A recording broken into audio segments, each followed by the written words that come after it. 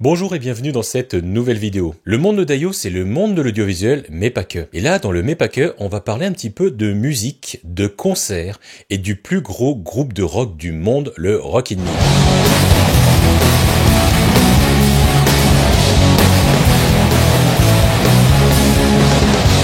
Vous ne le savez peut-être pas, mais j'ai fait partie et j'ai vécu cette aventure incroyable en 2019.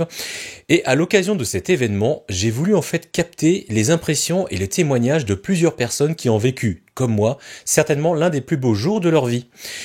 Et non seulement cet événement était très intéressant à la fois du côté bien évidemment personnel, mais aussi technique. Car pour faire jouer 1000 musiciens ensemble, pour battre la mesure de manière synchrone et offrir une expérience également incroyable à un public de 50 000 personnes, c'est pas une chose facile. Et les Italiens qui ont créé ce concept en fait, avec notamment le groupe Foo Fighters qui a permis de faire décoller le concept et de populariser le Rock in Me, l'édition est arrivée en 2019 en fait au Stade de France. Et j'ai pu en tout cas faire partie des heureux vénards qui ont joué et qui ont certainement, tout comme les 1000 autres musiciens, vécu l'un des plus beaux jours de leur vie. Vous allez pouvoir vivre, revivre ou découvrir les coulisses du point de vue du musicien amateur qui va jouer dans un groupe de rock délirant.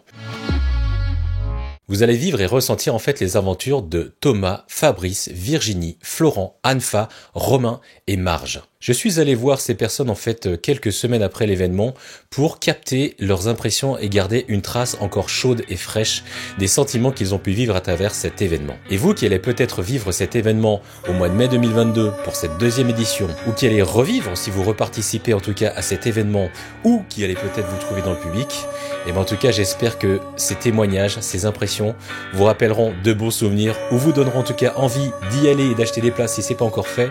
Mais vraiment le Rock in Me, c'est une aventure incroyable et je vous invite vraiment personnellement à aller les voir, aller les écouter, et si vous êtes musicien, en tout cas à faire partie de l'aventure, parce que on n'a pas tous les jours l'occasion de faire partie du plus grand groupe de rock du monde et surtout de jouer devant 50 000 personnes.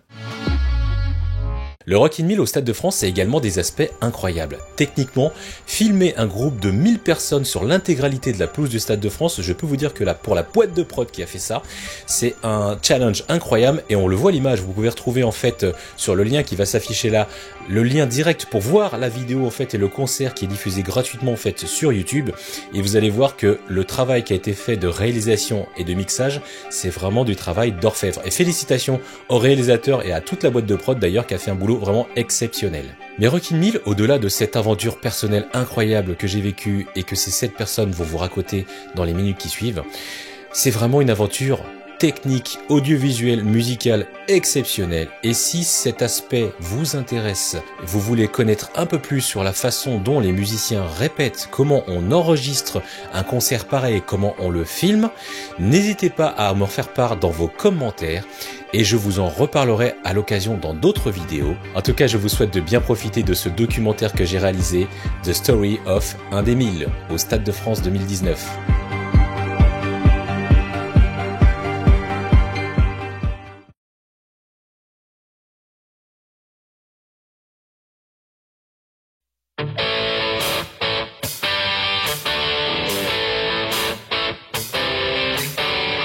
Alors c'était un petit peu la panique parce que finalement il y avait énormément de choses à préparer pour emmener. C'était bientôt pire que si je partais en voyage, mais c'était le voyage de ma vie. Moi je me sentais comme un gamin de 16 ans en fait. Il y avait un mélange d'excitation et aussi beaucoup d'inconnu en fait, de savoir comment ça allait se passer, les répètes. On était tous entre rock'n'milliens. On a fait une soirée chez un de nos amis, donc Thomas, qui habite au bout de ma rue. Et on a fait la Java toute la soirée avant de se mettre en forme avant ces 3 jours de folie. J'ai appelé Eddy, un autre guitariste du Rock in Me, et le premier truc que je lui ai dit, c'est j'ai besoin de parler. J'ai besoin de parler à quelqu'un. En fait, on a fait la checklist de tout ce qu'il fallait pas oublier.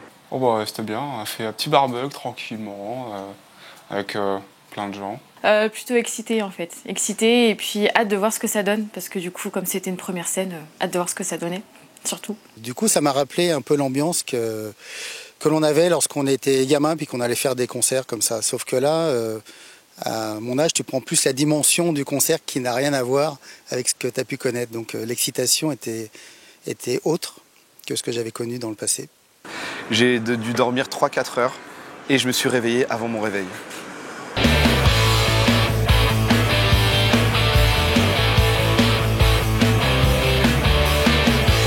On avait organisé un gros convoi avec du coup un véhicule Pierre Bassiste, donc Flo avait. Donc on était à peu près, 7-8 dedans.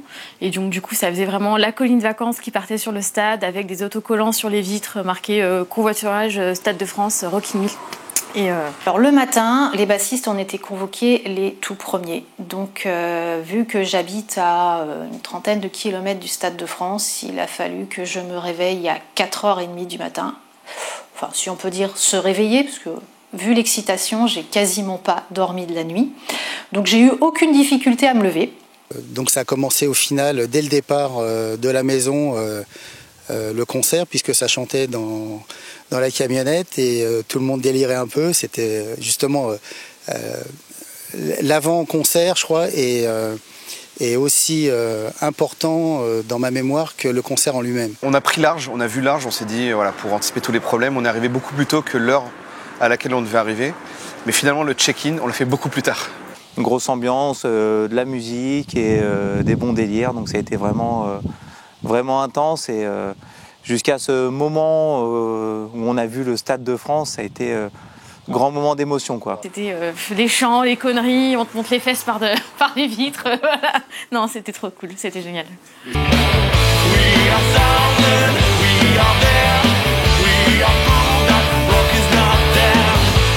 Le stress, on arrivait quand même à l'heure. On a eu quand même, malgré tout, on s'est mis une pression pour arriver à l'heure. On était convoqués à 7h, les basses. Et à 8h30, on était encore en train d'attendre devant le stade. Donc on commençait à s'interroger quand même, enfin moi personnellement, sur l'organisation, est-ce que ça allait donner par la suite. Du coup, de revoir des têtes en fait que j'avais vues sur Facebook et de les reconnaître en fait dans la file d'attente, ça m'a... Je dis, je le connais. Et après, je me suis dit, comment ça va se passer en fait pour rentrer J'étais avec un autre guitariste à ce moment-là. On a retrouvé des gens qu'on avait déjà vus auparavant.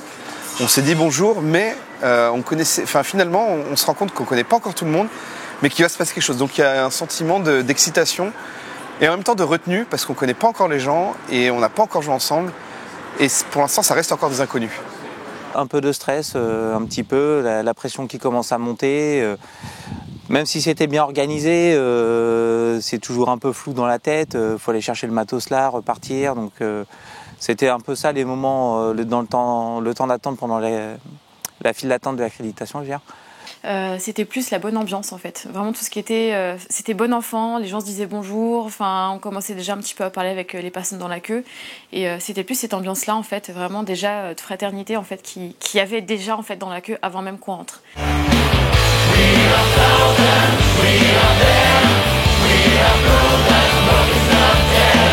J'ai décroché le sésame, la timbale d'or, ça y est, c'est l'aventure qui commence et c'est juste magique, quoi. On a l'impression, avec cette petite accréditation, qu'on est un petit peu une star d'un jour et que les portes du paradis s'ouvrent enfin à nous. Au moment où on a l'accréditation et qu'on récupère toutes les affaires et qu'en fait, il n'y a plus qu'à marcher dans le stade, on a juste envie de courir et d'être sur la pelouse. Je pense qu'on a couru en fait directement pour voir la pelouse, parce que nous, le premier jour, on n'a pas vraiment répété du coup dans les mêmes conditions que vous, pour le coup. On était vraiment de notre côté dans une salle. Là, on se dit, ouais, ça y est, enfin on y est. On se met à courir pour essayer de se plugger, parce qu'ils avaient commencé à répéter, du coup, donc on se plug, on s'accorde rapidement, et là on dit, ouais, que l'envie de jouer, déjà, on se dit, ça va être intense. De pas savoir où regarder ou de donner de la tête, en fait, à me dire, faut que j'aille où, faut que je fasse quoi, c'est... Pressé de rentrer aussi sur le terrain parce que j'entendais déjà les bassistes qui répétaient.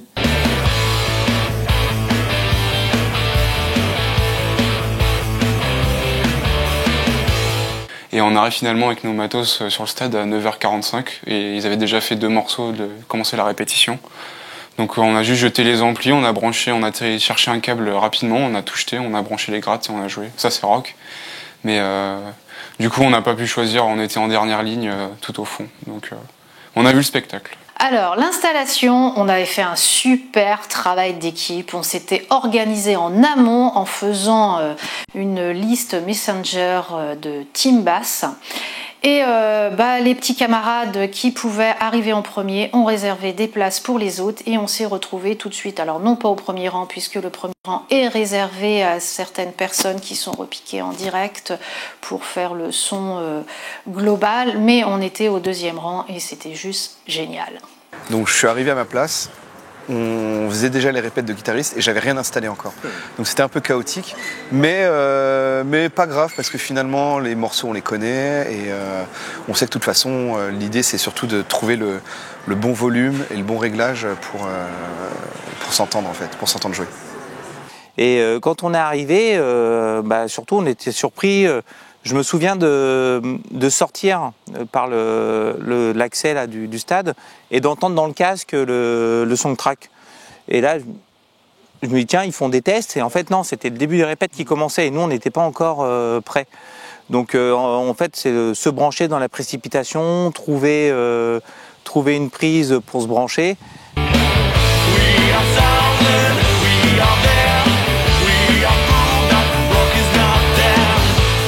Un beau bordel d'abord, parce que le temps qu'on se règle et tout, puis on n'a pas pu faire nos balances, donc dès que nous on jouait un petit peu don't play please, mais une fois que c'était à peu près cadré, c'était fun, c'était assez sérieux et calme au début, donc c'était juste concentré sur jouer comme il faut et puis on fera les fous après. Dans le premier temps c'est waouh. Puis là le son que ça donne, toutes les basses ensemble, tous les bassistes calés en même temps, impressionnant.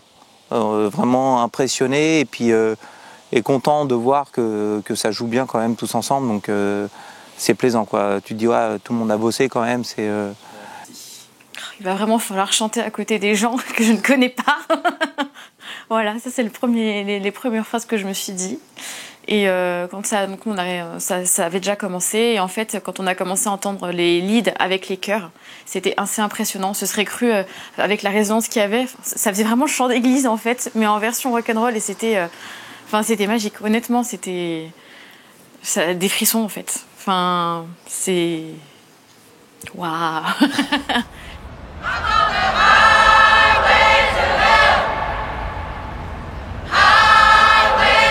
Les premières notes, alors ce qui est vraiment impressionnant, c'est de sentir la résonance des basses en fait, ce groove, pas le groove, mais cette puissance qu'il y a avec tous ces bassistes qui arrivent. On sent finalement d'énormes vibrations et c'est assez impressionnant. Ouais.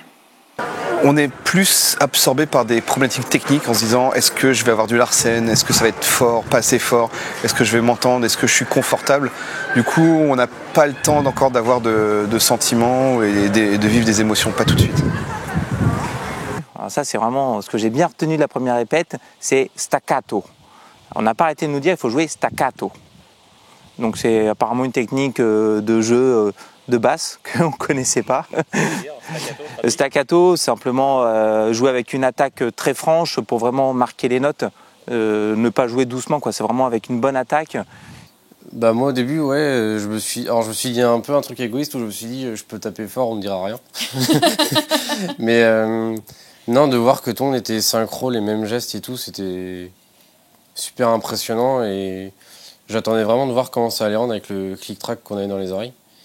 Et tout était calé et limite c'était un peu perturbant si on plaçait pas une bonne cymbale comme tout le monde, on se disait ah merde, faut que je la refasse parce qu'il faut que je fasse gaffe quoi. Mais Il nous demande maximum 100 watts, on a des amplis de 100 watts, est-ce qu'on va m'entendre? Parce que le bassiste il aime bien être entendu quoi.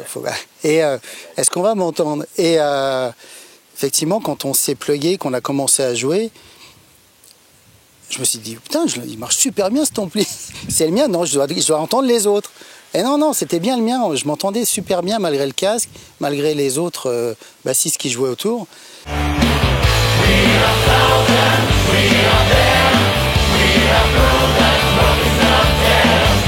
Le plus marquant, la chaleur.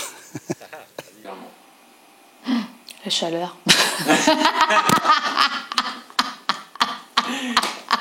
terrible.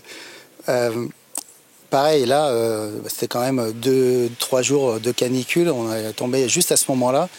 Et il faisait extrêmement chaud et toutes les craintes qu'on pouvait avoir par rapport à nous, mais aussi au matériel.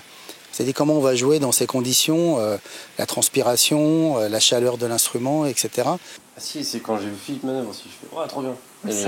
Certes, le Fifi qui m'a bien remballé d'ailleurs. Je l'ai appelé Monsieur Manœuvre. Il m'a dit, tu m'appelles pas Monsieur Manœuvre, tu m'appelles Fifi. Enfin, Philippe, quoi. Voilà, donc Fifi m'a remballé. De retrouver enfin tous ces gens, de vivre cet aboutissement qu'on a rêvé pendant de longs mois et d'y être enfin et de rencontrer toutes les personnes avec qui on a pu échanger virtuellement et c'est simplement magique en fait. C'est quand les batteurs ont commencé à jouer ensemble. C'est quand toutes les batteries ont commencé à jouer ensemble. Les batteries, quand elles se sont set-up, l'écho de Malade de la caisse claire dans le stade.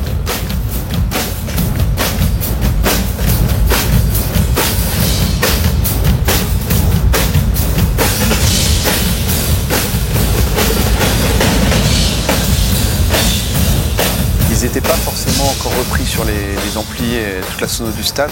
Ce son, c'est cette puissance sonore.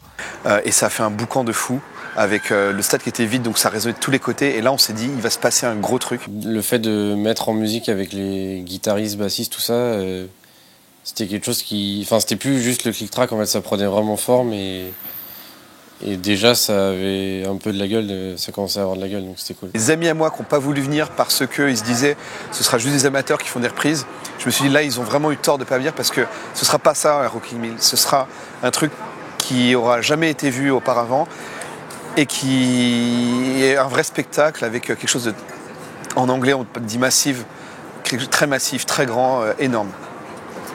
On est descendu vous voir en fait, donc il y avait bassiste, guitariste et batteur. Et alors là, on s'est mis à sauter comme des malades. Et waouh, il manquait plus que nous. Comment dire, marquant. Et les gratteux qui sont arrivés, tous en faisant leur sweep picking et les Petrucci partout. Et puis les gourous qui leur disent de pas jouer, qui continuent, c'était drôle.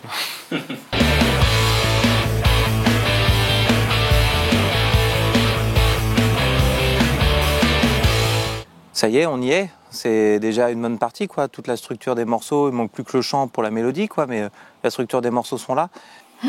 C'est énorme. C'est d'une puissance incroyable. Et on se dit, ça y est, c'est la prochaine étape, c'est tous ensemble. Il n'y avait pas les chanteuses, en fait, j'attendais juste ça, c'est que les chanteurs arrivent et voir le rendu total. Mais en fait, de là où j'étais, en plein milieu, j'entendais juste les batteries. J'avais un mur de son de batterie, j'entendais presque pas les guitares. Et c'est là qu'on se rend compte que le casque, on est obligé de le garder sur les oreilles. Parce que dès l'instant où on l'enlève pour essayer d'écouter, on entend trop ce qui se passe à côté et rien n'est calé. Au début, je me suis dit, c'est bizarre parce que je m'attendais pas à un son, je sais pas comment expliquer, avec autant de résonance en fait. Je pensais que ça allait arriver en son propre. Enfin, je sais pas, c'était un peu naïf d'ailleurs, mais mais du coup, je me disais les guitares elles sont pas du tout calées et tout. Et en fait, c'était calé quoi, mais.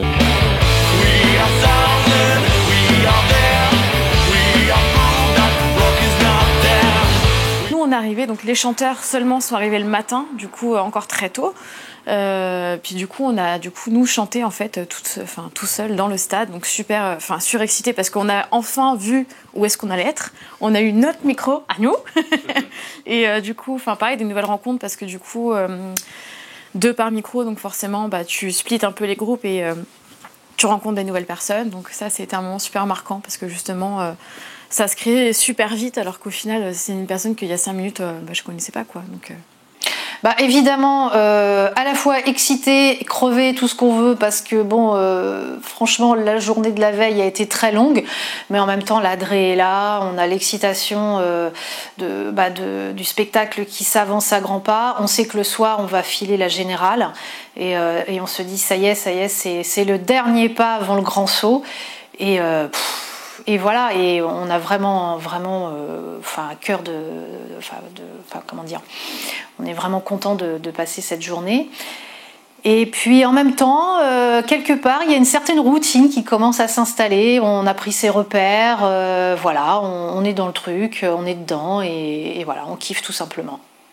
Alors le deuxième jour de répétition, j'arrive plutôt apaisé au stade parce que j'ai adoré la journée précédente et on n'avait pas la même pression que les chanteurs qui, eux, sont arrivés le matin. Donc le deuxième jour, nous, on est arrivé l'après-midi. Je savais que c'était des répétitions générales sur les morceaux, donc en fait, on allait juste nous demander de jouer les morceaux dans l'ordre. Donc j'ai pas plus de pression ou autre que ça. J'étais vraiment très apaisé. Je pense de plus en plus excité, pas très fatigué, mais quand même un peu avec l'impression d'avoir dormi au Stade de France quand même.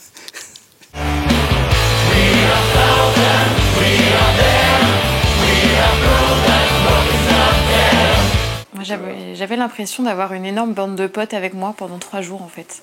D'avoir des gens que je ne connaissais pas, ou d'autres depuis 6 mois, d'autres depuis plusieurs années, mais d'avoir une bande de potes au final et de me rapprocher des gens et de vivre quelque chose en fait que je pourrais jamais vivre avec d'autres personnes en fait. C'était, il y avait 1037 potes du coup ce jour-là et c'était esprit de fraternité en fait. Enfin, c'est difficilement descriptible quand même. Tu sens que tu peux compter sur les autres en fait. Si t'as un souci, tu vas les voir et tout le monde est là pour te soutenir. Et puis voilà, enfin, c'était difficile de parler des conditions météo, la fatigue et tout le monde est à fond et tout le monde se soutient et les odeurs, voilà. non, franchement. C'était une ambiance vraiment, effectivement, la bonne entente, pas de méchanceté. Tout le monde en fait est sur la même longueur d'onde. Et ça, c'est intéressant de le partager parce que, au final, on se dit que dans la vie, il n'y a aucun problème. Alors, entre les répétitions, c'est un peu le festival, quoi. C'est vraiment sympa. Ça discute dans un coin, ça va voir les répétitions des autres, ça mange à la bonne franquette les uns avec les autres, ça rigole. C'est très, très sympa. C'est vraiment une ambiance très fraternelle, très festival, finalement, quelque part. Et voilà, on peut discuter avec les uns, avec les autres. C'est l'unité en fait. L'unité, on était tous ensemble. Tu parlais avec n'importe qui, on se parlait comme si on se connaissait depuis toujours, alors qu'on se connaissait à peine ou de la veille. Enfin, c'était assez hallucinant. Entre les répètes, il y a eu une ambiance de folie. Ça rejoint un peu ce que je disais dans la file d'attente, c'est qu'on ne connaît pas encore les gens. Mais petit à petit, les premiers forcément avec qui on échange, hormis ceux qu'on connaît, c'est ceux qui sont à côté de nous. Donc ouais, on commence à créer des liens. On les crée surtout quand on a des pauses, quand on a justement ces temps pour manger, pour s'hydrater. Mais c'est pas encore, voilà, il n'y a pas encore de vraie alchimie encore. Il y a encore une distance pendant la répétition. C'est un peu plus tard dans la répétition où il y a vraiment une cohésion qui se crée. Nous, on avait un petit groupe qu'on connaissait déjà du 77 où on restait beaucoup ensemble et on mettait l'ambiance et puis on s'éclatait aussi entre nous et le contact facile, voilà, c'est ce que je retiens, c'est le contact facile entre tout le monde. Tu discutais avec les Italiens, ils étaient ouverts, tu discutais avec n'importe qui, on sentait qu'on était de la même famille entre les répétitions, donc vraiment une ambiance très très cool quoi. Beaucoup de fraternité et sinon beaucoup aller boire. Aller au bar aussi, proposer des bières aux potes, et puis chacun paye sa tournée, c'est quand même... c'est pas tous les jours où t'arrives et tu dis « Ouais, vas-y, je paye la tournée pour 20 personnes. » Il n'y a pas d'âge, tout le monde est réuni autour de la musique, et ouais, j'ai adoré. On pouvait discuter avec n'importe qui, même sans le connaître, ça se passait directement bien, même donner des conseils. Il y avait vraiment une bonne ambiance... Enfin, j'avais l'impression que la plupart des gens sentaient que ça allait être un truc de ouf. Et tout le monde était dans un bon état d'esprit, quoi. Il y avait pas de... Enfin, j'ai pas vu de ce qui peut se passer, des starlets ou des choses comme ça. Là, c'était tout le monde...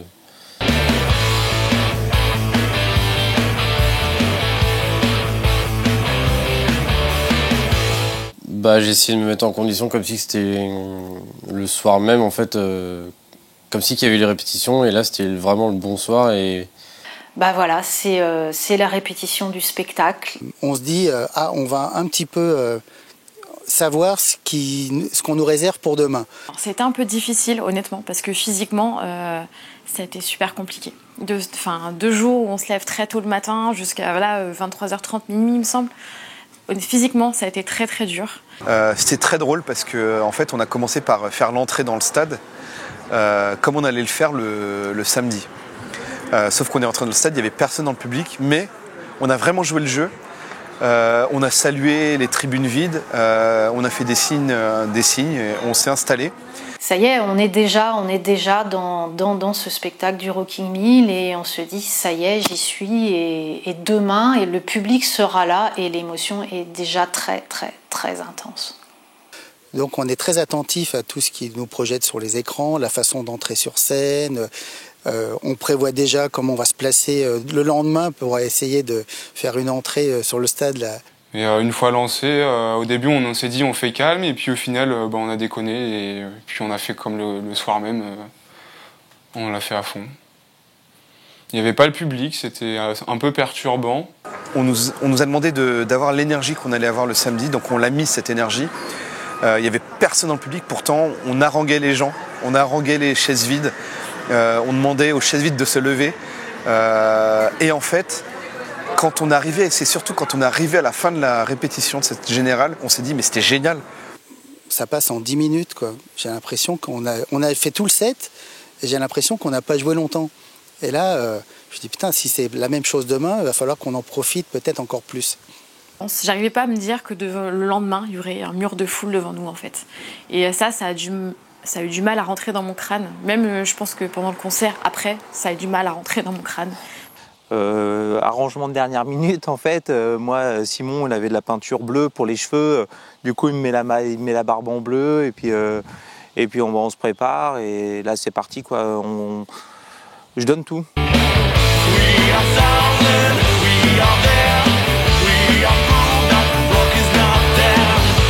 À la fois long et très rapide et au fur et à mesure que l'événement approche, effectivement, le trac commence sérieusement à monter. Et je me dis, est-ce que je vais arriver à surmonter ce trop-plein d'émotions ? Au final, on s'est posé dans les sous-sols du Stade de France qui était climatisé. On a mangé tous ensemble et puis après des délires entre potes, quoi. On fait des photos, on chante, on est vraiment entre nous.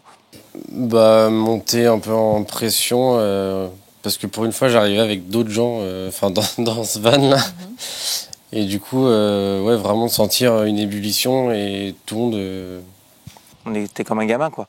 Tu tournes en rond, tu dis quand ça commence, ton instru est sur scène, tout est prêt, tu te prépares tout de suite, tu tournes en rond, t'arrêtes pas quoi. C'est à la fois super long et à la fois je trouve que tout le monde se dit qu'il faut profiter des derniers instants. On est là, on est assis sur les marches, on papote avec tout le monde, on en voit passer. Hey, tu viens boire un coup avec nous ? Enfin, c'est... Comme on est 1000 et qu'on a le temps de discuter, qu'on a le temps de manger, qu'on a le temps d'aller voir à gauche, à droite, d'aller voir les autres musiciens, finalement, c'est pas si long que ça. C'est long, mais d'un autre côté, ça sera jamais assez long parce qu'on n'aura jamais assez profité. Donc du coup, j'aimerais bien revenir en arrière à cet après-midi-là, justement. Profiter encore plus. Moi, j'ai cette mémoire, ce souvenir, surtout quand on est arrivé. On faisait la file d'attente en dehors du Stade de France, puisque plan Vigipirate, on vérifiait tous nos sacs.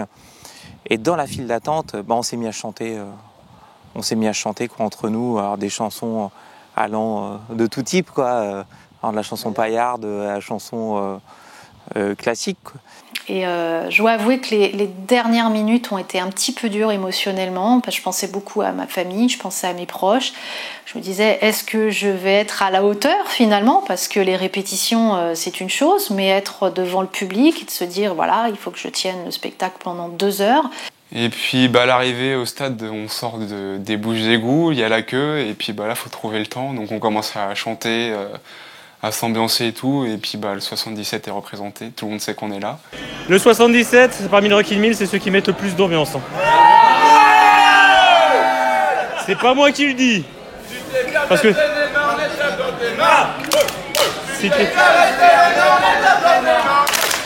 Si t'es fier d'être aimant, si t'es fier d'être aimant. Ah, les Italiens, ils nous regardaient, ils étaient hallucinés de nous voir dans cet état-là. On est rentré dans le stade en chantant, on chantait très très fort et on emmenait tout le monde avec nous et c'était c'était vraiment une très très bonne ambiance.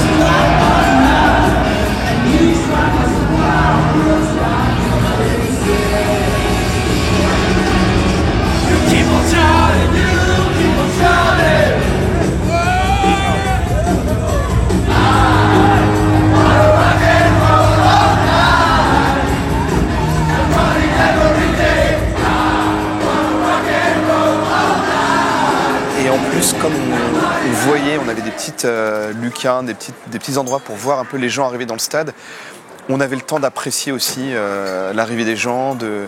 On s'est occupé comme on pouvait, effectivement, en faisant des animations. Le groupe du 77 a été, je me souviens, passer un peu partout, voir les autres musiciens pour les distraire. Et ça, je trouvais que c'était super sympa aussi. Dans la coulisse, avant de rentrer sur scène, on a peur. Puis après, on est avec le groupe. Et là, c'est l'effet de meute. On tient plus, on n'a plus qu'une envie, en fait, c'est que les portes s'ouvrent et qu'on entre enfin dans l'arène. Allez, faites du bruit, reculez!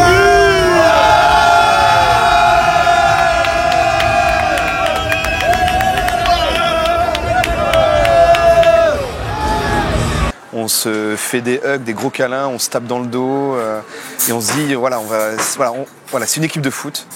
On est unis et on s'encourage les uns les autres. Et c'est ça, voilà, c'est comme ça que j'ai vécu cette demi-heure avant d'entrer dans le stade. On chantait la Marseillaise juste avant de rentrer tous parce que il y avait la Ola dans le stade et quand ça passait par nous, on levait les bras aussi. C'était invisible pour le public, mais déjà on commençait à faire le show dans les coulisses et on chantait la Marseillaise.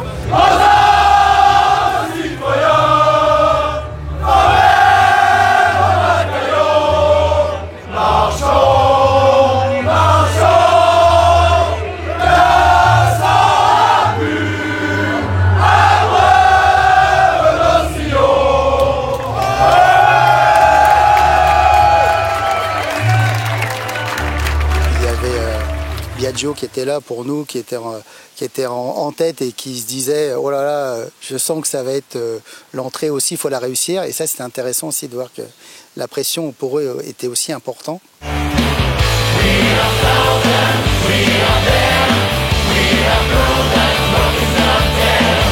Énorme. Énorme. Et en plus, nous les bassistes, on a eu cette chance fabuleuse, c'est qu'on était les premiers à rentrer sur le stade. Donc forcément, on se prend tout l'engouement du public dans la figure, 50 000 personnes.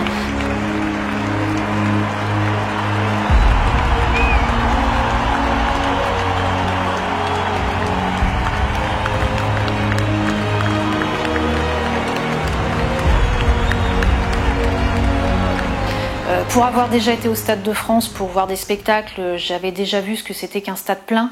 Mais quand on voit que c'est pour nous, et surtout de savoir que notre famille est là dans les gradins, l'émotion est intense, quoi.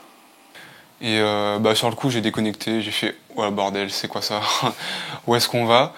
Et puis après, on était en ligne par 3-4, donc on se prend par les épaules, on se retourne, on regarde un peu entre nous en mode « Ah ça y est, on y est, on va le faire et c'est parti ». On va brancher les grattes, on allume les amplis et c'est parti pour 2 heures de folie.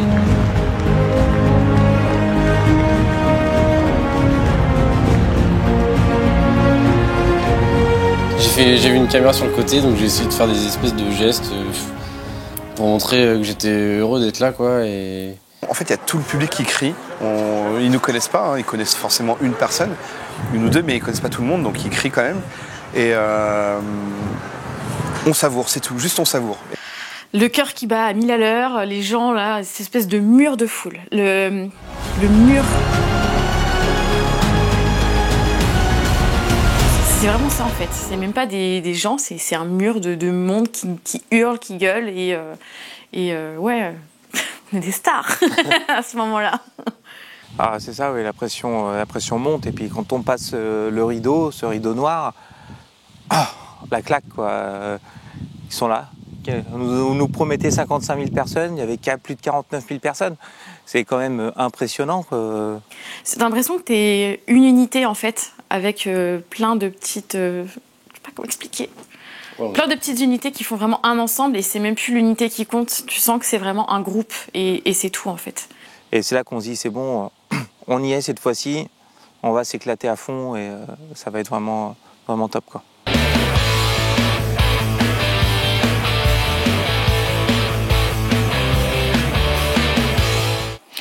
Alors, ce qui m'a le plus frappé quand j'ai joué le premier morceau, c'est la puissance du show, quoi. Et face au public, avec les lumières, avec tout ça, c'était vraiment voilà, incroyable. Et on s'est dit, ça y est, j'y suis, et c'est le kiff pour 2 heures.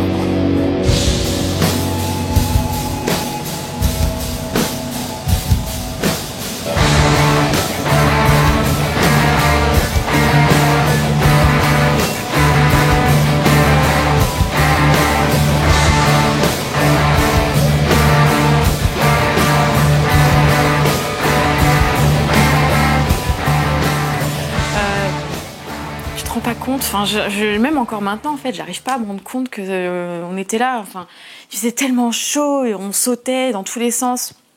Le clic, t'avais la Augusta qui parlait dans l'oreillette et alors ça boostait aussi, elle nous mettait une patate d'enfer et puis ouais, tout le monde qui s'éclate, qui se regarde, qui a les yeux grands ouverts et tu vois que personne ne veut louper une seule miette en fait et les batteries, enfin, wow.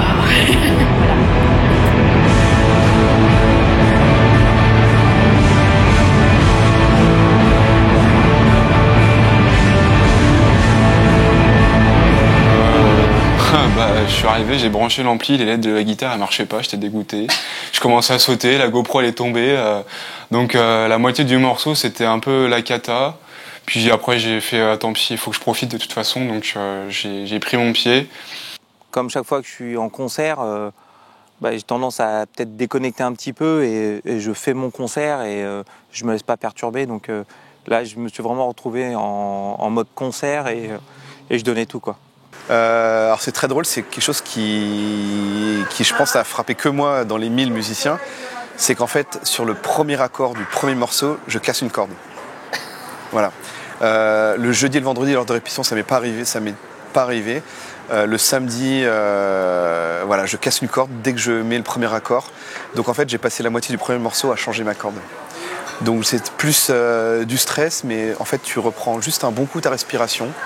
T'as des collègues autour de toi qui te donnent du matos pour changer ta corde. Donc tu prends ton temps, tu changes ta corde et tu reprends le morceau.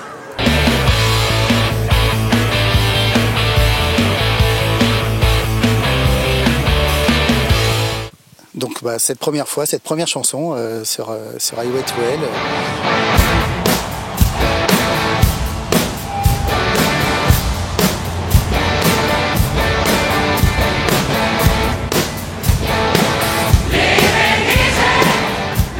De We Will Rock You, puisque l'intro commence juste avec des claps et lorsque les batteurs ont commencé à mettre la grosse caisse avec les claps, les gens ont reconnu le morceau, se sont tous levés et là on se prend vraiment un coup de chair de poule hallucinant.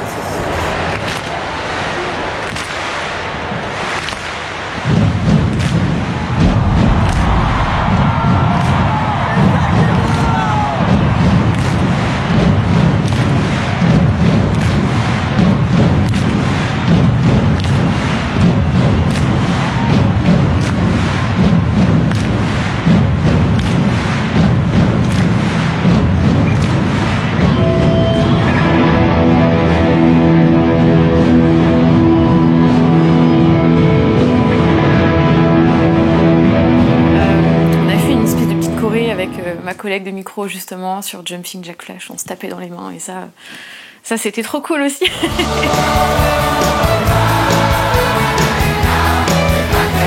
Le discours de Fabio qui m'a vraiment beaucoup émue et j'étais pas la seule.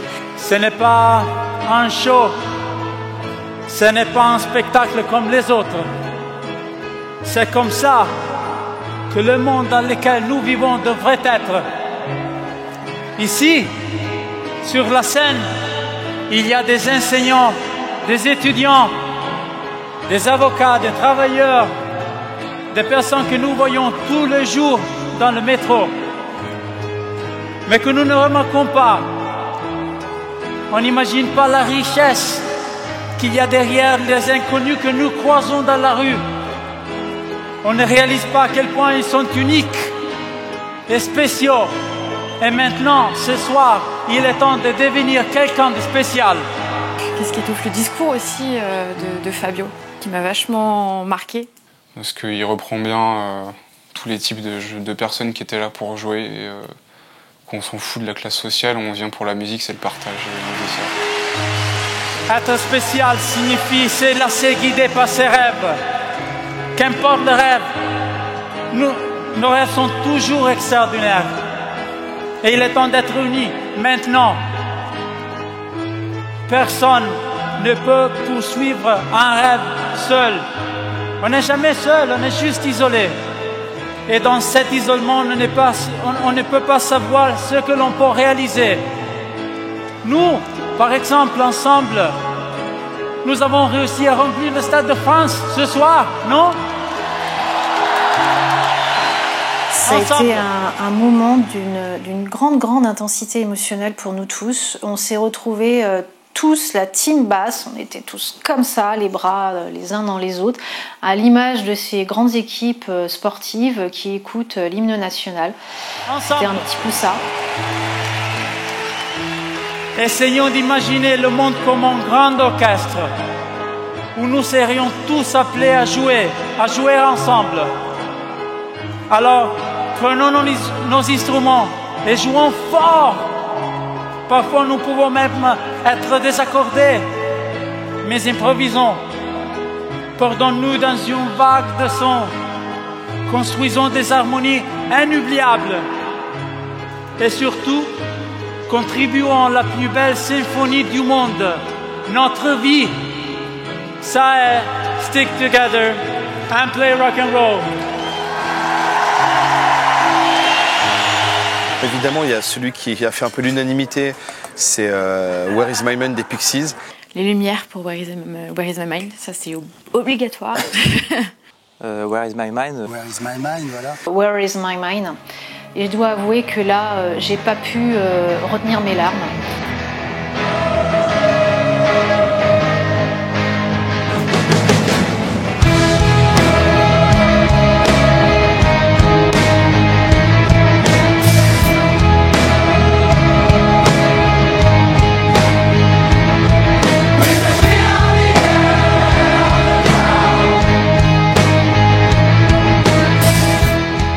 Le morceau qui, lors des répétitions, nous semblait le moins intéressant musicalement, mais qui en fait a été le plus fort émotionnellement. Le temps de faire je ne sais quoi, allumer une pédale ou je ne sais quoi, et de relever la tête, et puis le stade allumé pour Where Is My Mind. Alors qu'on le savait, en plus on était préparé. Et puis finalement, c'est une claque. Et puis à ce moment-là, déjà le discours, les larmes commençaient à presque couler. Et puis à ce moment où on a joué, où les gens ont suivi. J'ai joué littéralement ce morceau en pleurant, mais pleurant de joie, d'émotion, tellement le discours de Fabio venait de me marquer par sa sincérité, son humanité. Et puis de voir aussi le public s'illuminer, parce que c'était un moment très beau où tout le public a allumé ses portables, on serait cru dans une nuit étoilée, magique. Mais au final, je pense que c'est presque l'une des meilleures chansons du concert, tellement quand j'ai vu qu'il y avait des musiciens qui pleuraient autour de moi, tellement ils étaient émus de voir tous ces téléphones, je pense que c'est peut-être la meilleure chanson du concert.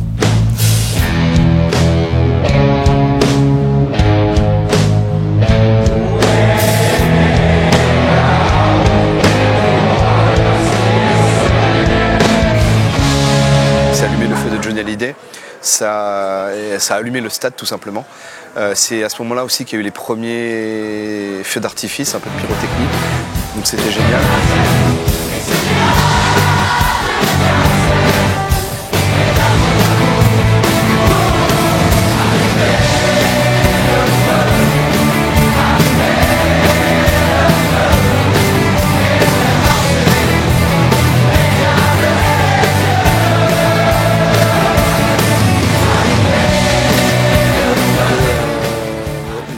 troisième moment important, en fait, il n'est pas réellement pendant le concert, il était à la sortie du stade. Parce que quand on remballait notre matériel et qu'on retournait aux voitures, il y avait des spectateurs qui étaient restés devant le stade et qui continuaient de faire la fête, qui nous ont fait une haie d'honneur quand on sortait. Et ça, j'ai trouvé que c'était encore quelque chose que je n'avais pas du tout imaginé, mais c'était un moment très fort. C'est le rappel du public sur Seven Nation Army. Alors là, c'est le truc où je me souviens, j'entends dans le casque le Song Start pour Song 2, qui était la chanson suivante, et je dis mais comment on va faire? Les batteries devaient commencer à jouer et que l'organisation arrête le click-track pour laisser ce délire partir. Ça a été vraiment intense, quoi, vraiment intense. Et d'avoir Alex qui revienne, qui reprenne le micro pour nous recaler et mettre fin au morceau, c'était assez énorme.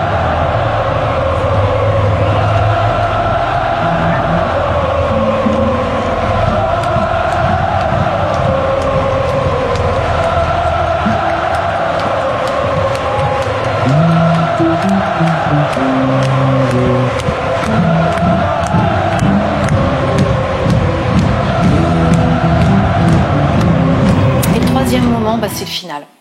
Ce final qui est grandiose avec les chanteurs qui courent vers le public et où nous les musiciens, c'est notre grand moment où on joue ce medley absolument fabuleux.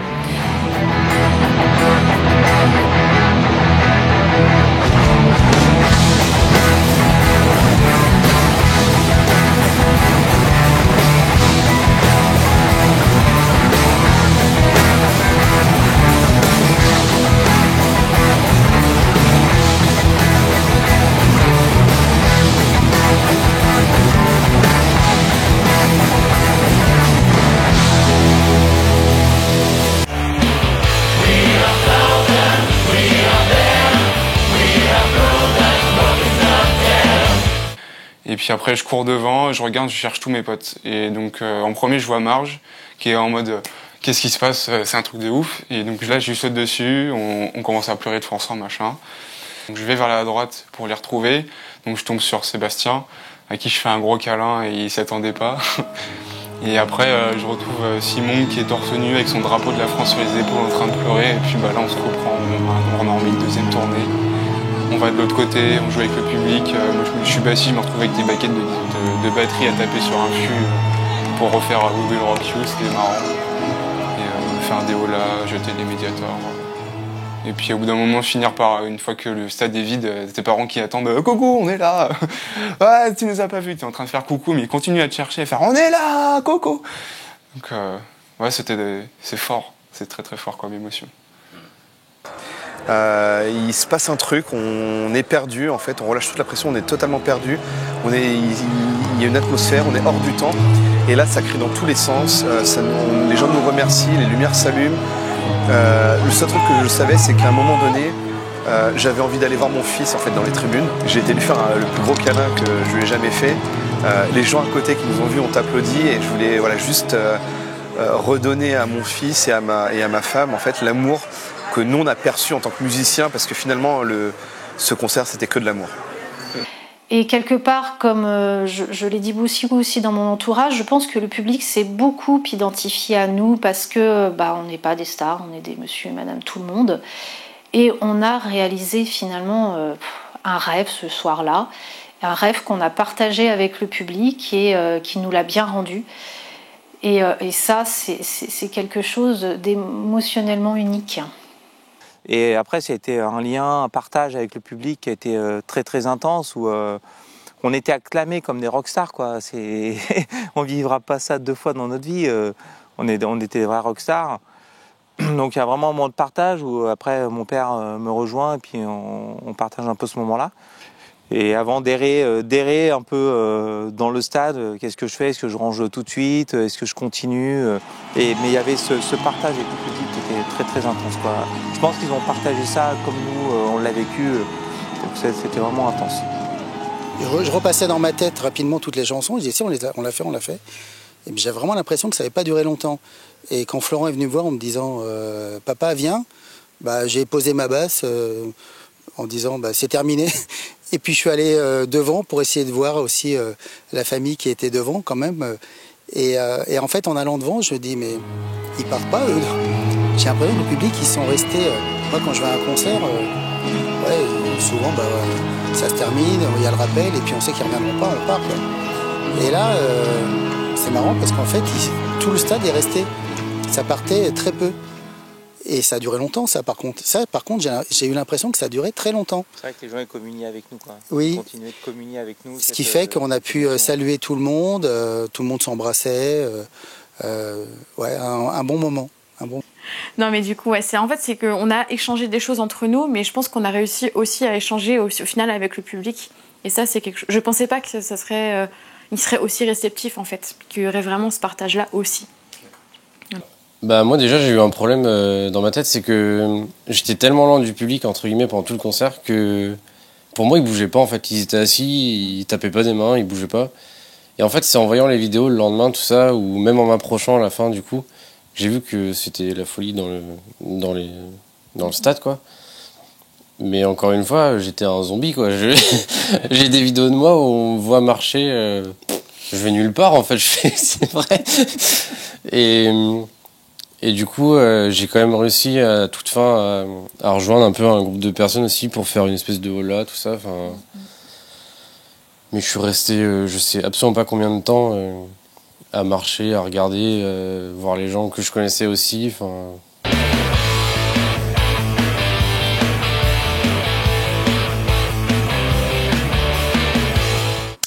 Mon pote bassiste, Thomas, me remettait mon bracelet du Hellfest. Et monsieur avait un trou dans son pantalon. Monsieur n'a pas mis de caleçon. Donc, une demi-heure avant de rentrer sur scène, j'ai eu l'immense honneur de pouvoir voir de Thomas. Donc ça, c'est une belle anecdote aussi, qui a bien marqué le... Non, en fait, j'avais, par un geste, je sais pas, de bonne volonté, j'avais voulu acheter les t-shirts, du coup, édition limitée, faire une commande groupée, en fait, avec les gens, du coup, du 77. Et je devais avoir 8 t-shirts à leur donner avant ce concert. Et en fait, j'en ai reçu 2 et qui n'avaient totalement rien à voir. C'était du XXL, alors que, en gros, les tailles, ça avait du MOL, quoi. Enfin, c'était n'importe quoi. Et en gros, 2 mois et demi après le concert, on n'a toujours pas les t-shirts, quoi. Enfin, 1 mois et demi. Voilà. Et en fait, même en sachant que la production avait autre chose à faire ce jour-là, pendant les 3 jours, j'étais allé voir pour leur demander les t-shirts. Mais après, je savais très bien qu'ils avaient autre chose à faire. Mais du coup, si jamais, Fabio, tu vois cette vidéo, je suis à la recherche de 8 t-shirts, un des 1000. Voilà, je perds pas espoir. C'est que j'ai pété, pas une, pas deux, mais 3 cordes pendant tout le concert. Donc une au début, une au milieu et une à la fin. Et j'ai dû, autant celle à la fin, c'était vraiment à la toute fin, donc je l'ai pas changé, mais sur 2 morceaux, je me suis arrêté pour changer mes cordes. Et ça m'était jamais arrivé auparavant. Alors la petite anecdote, finalement, elle vient après. Ce qui était très très drôle, c'est que j'ai le gendre d'un de mes voisins qui était là ce soir-là. C'était, je ne le savais pas les semaines auparavant. Et le lendemain matin, il est venu toquer à ma porte pour me dire comme quoi il avait adoré le concert, que c'était génial. Et indirectement, il me remerciait aussi. Et finalement, c'était très très drôle et ça m'a fait énormément plaisir.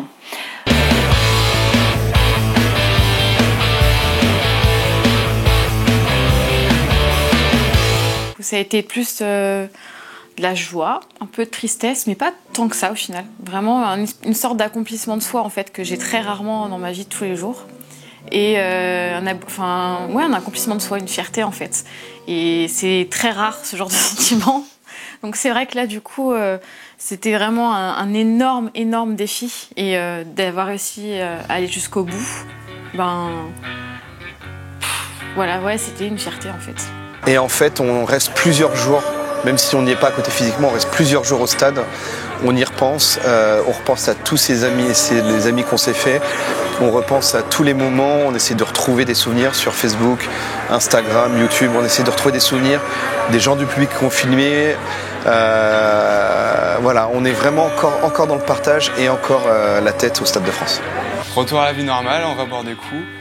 Et puis là, c'est encore la grosse joie parce que une nouvelle annonce, donc notre pote Anfa, guitare gourou, qui vient on arrive chez lui, il nous fait son tour de setup et puis il nous dit tu vois la Rickenbacker là-bas, elle est pour toi, tu viens la chercher quand tu veux. Donc là, on en remet une couche, on pleure un coup, on fait des câlins et la grosse joie donc de savoir qu'il y a cette guitare mythique qui va arriver à la maison bientôt.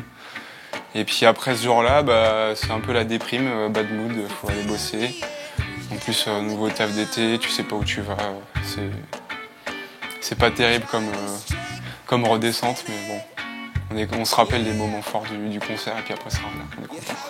Alors les quelques jours qui ont suivi, alors ça a été effectivement la redescente lente. Alors à la fois encore beaucoup d'énergie qui est liée à ça. Le Rocking Mill c'est quelque chose de formidable, mais ce n'est pas non plus tout dans la vie et il faut aussi savoir reprendre le cours des choses pour continuer de bien vivre cet événement. C'était plus rapide parce qu'en fait, dès le lendemain, je suis parti en vacances. Donc, j'ai pas eu énormément de monde avec qui discuter de l'après Rocking Mill. Mais j'étais un zombie pendant au moins 2 jours. J'étais un zombie. Rechercher ces sensations qu'on a vécues, vouloir les revivre. Chercher des vidéos sur YouTube, sur Facebook, à l'affût du moindre truc. Non, un zombie. Et moi, au bout d'un moment, je me suis mis une grande claque et je me suis dit, hey, t'es en vacances, profite de tes vacances aussi. Et tes enfants qui sont là, profites-en. Et du coup, au bout de 2 ou 3 jours, je me suis un petit peu mis un coup de pied au cul et puis j'ai avancé, quoi. Mais c'était...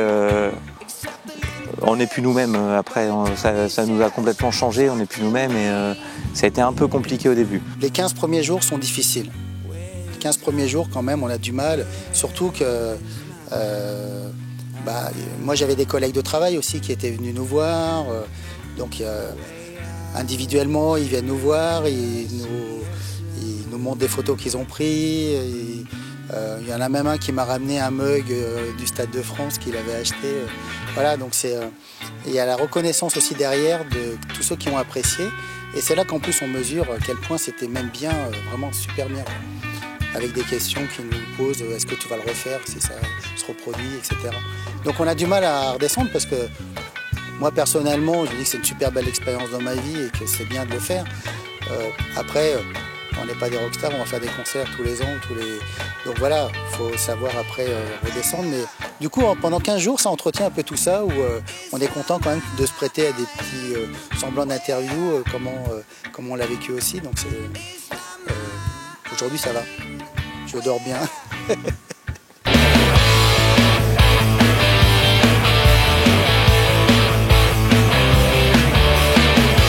Est-ce que je recommencerai une prochaine édition? Je ne sais pas si je vais répondre à cette question parce que je pense que c'est assez évident. Allons, l'année prochaine. S'il vous plaît. Ah oui, j'en rêve de la recommencer cette édition. Mais ouais, non, sans problème.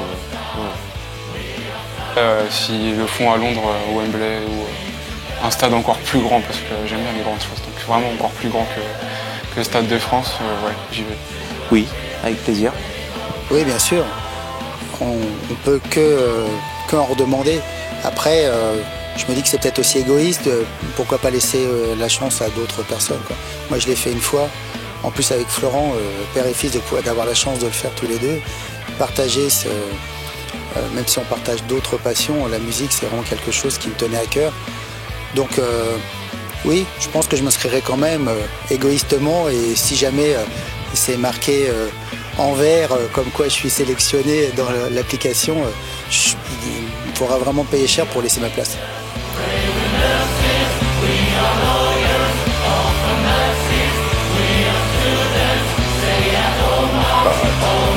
Song style.